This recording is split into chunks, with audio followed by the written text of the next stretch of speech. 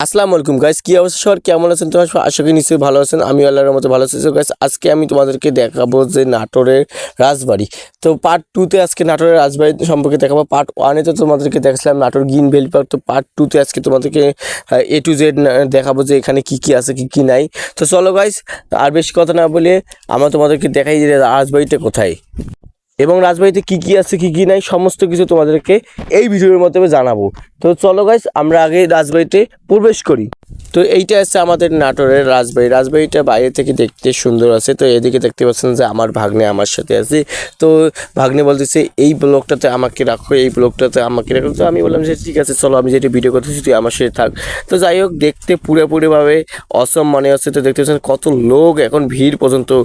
আর এই ভিডিওতে আমি ভিডিও বানাচ্ছি, কি একটা অবস্থা। তো যাই হোক, যেহেতু ঈদে মানুষ তো ঘুরতে আসবে, সেই জন্য মানুষ এখানেও আসছে, আরও অনেক জায়গাতে আসতে যাবে। এবং তোমাদেরকে দেখালাম যে নাটোর গ্রিন ভ্যালি পার্কে মানুষ ভর্তি, এখানে মানুষ ভর্তি। তো চলো গাইস, আমরা একটু সামনে যাই। সামনে যাওয়ার পরে দেখি টিকিট কয় টাকা। টিকিট নিয়ে সোজাসুজিভাবে আমরা ওখানে প্রবেশ করবো। ওখানে কী কী আছে কী কী নাই সমস্ত কিছু আমরা আজকে দেখার চেষ্টা করবো। যদি ভিডিওটা অবশ্যই ভালো লাগে লাইক করে দেওয়া, পেজে নতুন থেকে ফলোটা দিয়ে দেবা এবং ইউটিউব চ্যানেল থেকে চ্যানেলটা সাবস্ক্রাইব করে দেবা, কারণ এরকম নতুন নতুন ভিডিও দিতে থাকি। তো চলো গাইস, দেখতে পাচ্ছেন যে প্রথমে গেটটা একেবারে অসম মানে পুরনো গাইস। তারপরে দেখতে পাচ্ছেন যে সরকার কীভাবে নতুনের মতন করছে, মনে হচ্ছে যে এটা কিছুদিন আগে তৈরি করা হয়েছে। তো ওখানে লেখা আছে উত্তরা গণভবন। তো এই যেহেতু জমিদার নাই, সেই জন্য এটা সরকারের আওতায় মানে আসছে। তো চলো গাইস, আমরা সামনে গিয়ে দেখি যে কী হয় কী নয়। তারপরে আমরা এখন ভেতরে ঢুকবো, এমনকি টিকিটটাকে সংগ্রহ করব। তো দেখতে পাচ্ছেন যে এখানে অনেক মানুষ। তো মানুষ একেবারে পুরোপুরিভাবে ভর্তি। দেখতে পাচ্ছেন টিকিট নেওয়ার জন্য একবার ওই দিক থেকে পর্যন্ত মানুষ ভর্তি হয়ে আসে।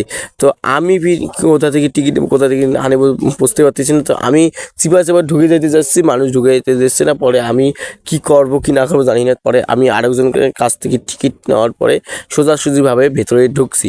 তো সেটাও তোমাদেরকে দেখাবো। তো তার আগে তোমাদেরকে কিছু একটা লুক দেখায়। দেখতে পাচ্ছেন যে মানুষ একদমই কী একটা অবস্থা। আর গাইস, এখানে ছিনতাইকারী হিসাবে থাকতে পারে, কেননা এখানে ছিনতাইকারী থাকলে একটু সমস্যা হতে পারে।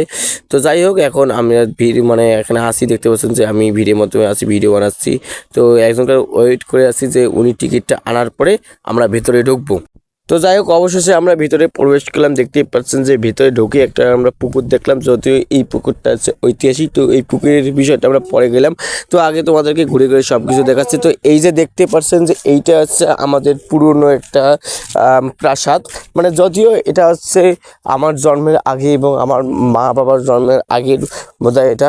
তো যাই হোক, আমি অত কিছু জানি না। তো তোমাদেরকে মিথ্যা বলে তো লাভ নাই, যতটুকু জানি ততটুকু তোমাদেরকে বললাম। জাস্ট হচ্ছে যে দেখতে পাচ্ছেন যে এইটা হচ্ছে প্রাসাদ। তো এক কথা হচ্ছে যে এখানে যে দেখতে পাচ্ছেন যে এখানে কামান দেখতে পাচ্ছেন, এটা হচ্ছে 100 বছরের পুরনো কামান, এখনও অক্ষত অবস্থায় আছে। যেহেতু সরকারের আওতায় আছে, সরকার যেহেতু এটাকে মানে দায়িত্বে নিয়েছে। তো দেখতে পাচ্ছেন ভেতরে ফাঁফা, মানে ভেতরে কিছুই নেই এক কথা হচ্ছে যে। আর এখানে ছবি তোলা নিষেধ, তারপরে ভিডিও করতে এসেছি, ছবি তুলতেছে অনেকেই। তো যাই হোক, এই যে দেখতে পাচ্ছেন সামনে বা আরেকটা জিনিস তোমার থেকে দেখা যায়, দেখতে পাচ্ছেন চায়না বট, মানে এটা হচ্ছে 100 বছরের পুরনো একটা বট গাছ। তো আমার মুখ থেকে গাছ তোমার শোনো যে আমি কি বলি। তো তোমাদেরকে আমি এটা নিয়ে যাই, গাছটা কী অবস্থার মধ্যে পড়ছে এবং গাছটা কী লেখা আছে দেখো, শিকড় টিকড় সমস্ত কিছু কম দিয়ে আছে, ঠিক আছে। আর গাছটা উপরে তোমার একটু দেখো, গাছটা উপরে দেখলে বুঝতে পারবো। তো এখন জাস্ট হচ্ছে আমরা উপরে যাবো, চলো।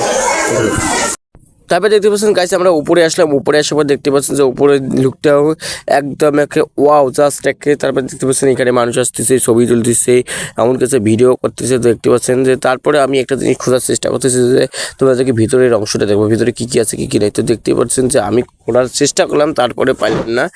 মানে এমনভাবে জায়গাটা দিয়েছে, জাস্ট খালি জাস্ট তোমার এখানে আসবা, ভিডিও করবা, এমন কিছু ছবি তুলে। এমন কি হচ্ছে যে তোমাদের এখানে টিকটক ভিডিও বানাইতে তোমার বাবা এই প্লে জোনে যায়, এখানে তাছাড়া কিছুই নাই।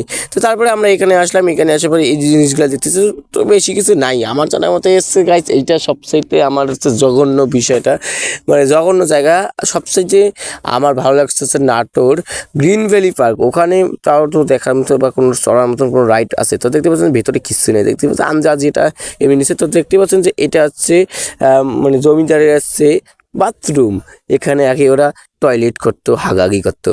তারপরে গাইস দেখতে পাচ্ছেন যে এই যে একটা পুকুর, ওই যে পুকুরের কথা তোমাদের বলছিলাম, তো এখানে মাগুর এসছে, মাগুর মাছ, যে মাগুর মাছ আমি দেখি তো অবাক, একে ইয়া বড় একে মুখ করে গাইস। তো যাই হোক, এইটা হচ্ছে 17 বছর পুরনো। এখানে জমিদার মানে এরা এখানে গোসল করতো, এখানেই সমস্ত কাজ করতো। দেখতে পাচ্ছেন যে এখনও অক্ষত অবস্থায় আছে। তো যাই হোক, এখানে সমস্ত কিছু দেখালেন, দেখার পর দেখতে পাচ্ছেন যে এখানে হেলিকপ্টারের বিষয়টা করছে, মানে এক কথায় সরকার এখানে হেলিকপ্টার রাখার একদমই ইয়া করছে। যদি কোনো সরকার আসে বা কোনো যদি অনুষ্ঠানে যদি কেউ আসে, তাহলে এখানে হেলিকপ্টার নিয়ে যদি আসে, তাহলে এখানে রাখতে পারবে।